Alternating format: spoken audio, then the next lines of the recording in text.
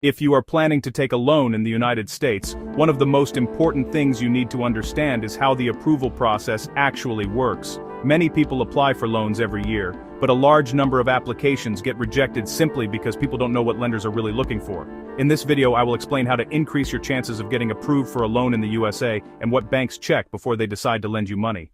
But before we continue, make sure to like this video and subscribe to the channel for more simple guides about loans, credit, and personal finance in the United States. Now let's start with the first and most important factor.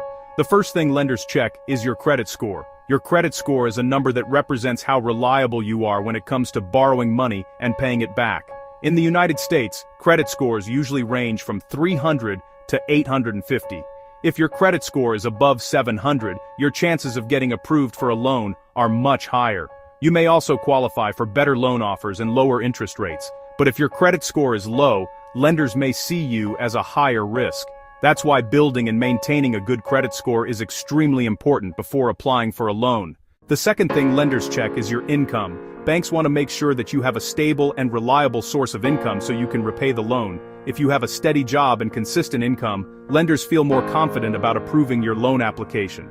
Some lenders may ask for proof of income such as pay stubs, bank statements, or tax returns.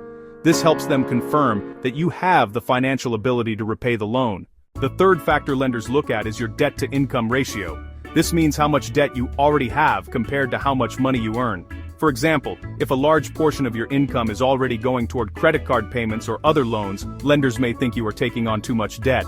Keeping your debt levels low can significantly improve your chances of loan approval. Another important factor is your credit history. Lenders like to see a history of responsible credit use. If you have used credit cards or other types of credit in the past and made your payments on time, lenders will trust you more. A longer credit history with consistent on-time payments shows lenders that you are financially responsible.